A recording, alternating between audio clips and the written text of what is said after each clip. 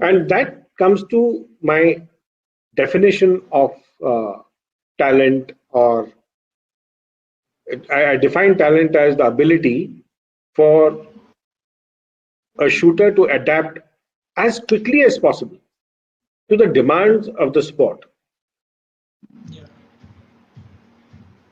Now, the moment you cannot adapt, and most of the things are internal, some people are just practicing 40 shots and 60 shots, and and I believe me, even when I was in shooting 60 shots and all, I used to think, wow, that's a fantastic job I've done. And I used to entertain dreams of Olympics. It's only when I went into the national squad and I saw them training many years ago, and I spoke to S. Kumar, Satyendra Kumar, and uh, Samresh Jang, and all these guys. When I started interacting with them, and they said, "How many?" They said 300 shots, sometimes the whole day, 500 pellets.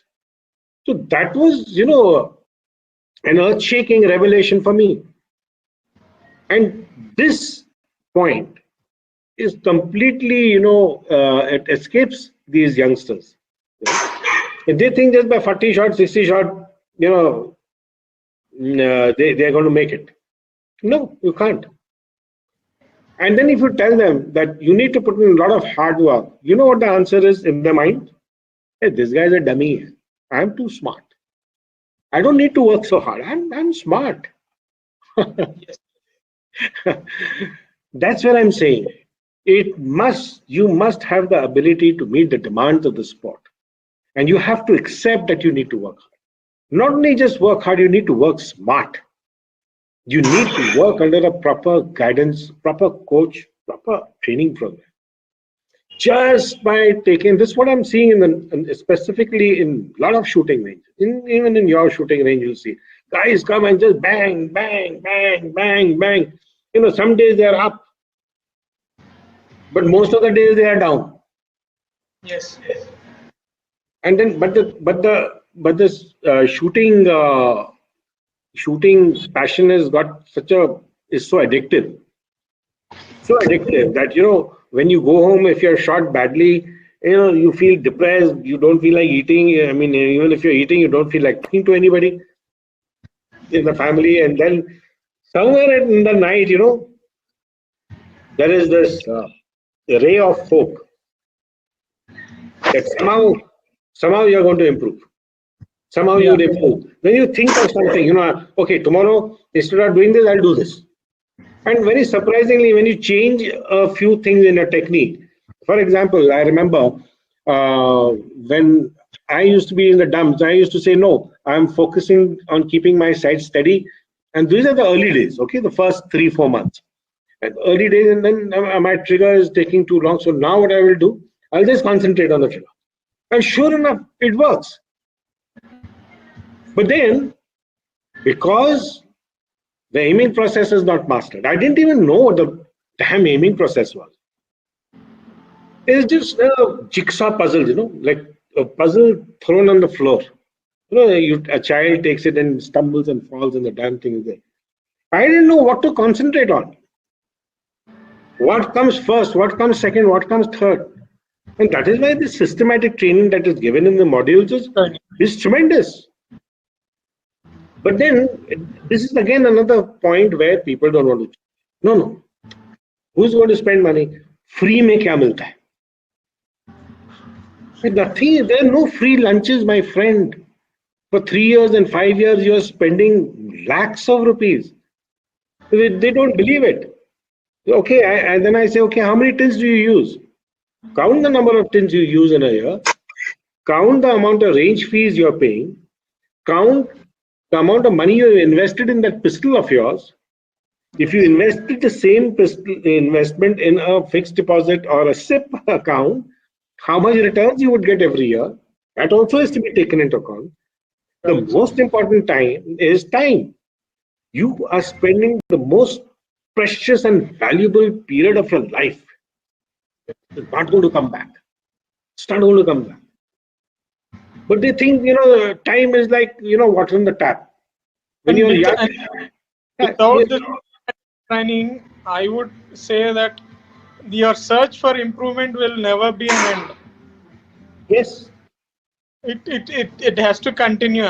It's just that one day you have to get vexed up and you may decide that I think it's not my sport or it's not going to work out and come out of it. But otherwise, I don't think there is any other way. You think there is no need for a systematic training or there is no need for planning and just think that yes, I'm smart enough to master this thing over a period. That's not going to work out. I No, I sir. I. I mean, I got a lot of inputs from you. I've been observing a lot of things, being in touch with you and all, right? So I keep making that note with my juniors. This is not the way it was because this is, I mean, it's my observation for the past 2 to 3 years. This is such a sport that in initial days you will see a drastic progress in what you're making. And if you think that that's it, I am born to be a star in this sport, you're over. And if you that's how it happens. I think even that happened with me as well in the initial days. And probably I just wasted on myself about a year or so without actually taking anybody's advice or guidance during the COVID and all. And it was like it's just a flat line before I got in touch with you and started with the modules. And you see what you saw. What you know what happened after that. Yeah. In What the is the nationals, your first nationals, you scored 562. couldn't continue with the same level of intensity due to the other problems, Yeah. But yes, otherwise, those are the big examples, and I think I can with the air template and all. I will continue to go back to my old things. Yes. So that's what I would always like to try and advise people is that A the live only, example. Actually, what I was trying to explain is, I mean, in front of me, it's a live example every day. What you say, I mean, there's no systematic training, there's no planning, and there's no clarity on what should come first, what should come next, what is the way to improve. I mean, step by step, there's nothing, and people come, shoot, go. That's what happens most of the places. most of them are in their own world. It's a whole. It's like drug addict. You are in your own world. No, no. Today, when you go back at night, no. Someday I'm going to be an Olympic champion, or someday I'll become an international champion. It didn't happen. But the smartest guy of all the chaps whom I met, who came on the shooting, were very serious. You know who was the smartest fellow? I happened to call him up for some reason. I don't remember his name. And I said, "What are you doing now?" He said, "Sir, I've stopped shooting. I sold my weapon. I sold it, and I'm very happy." I said, "You're the smartest fellow I've met because you had the guts to accept that this was the level I could reach, and I cannot go any further.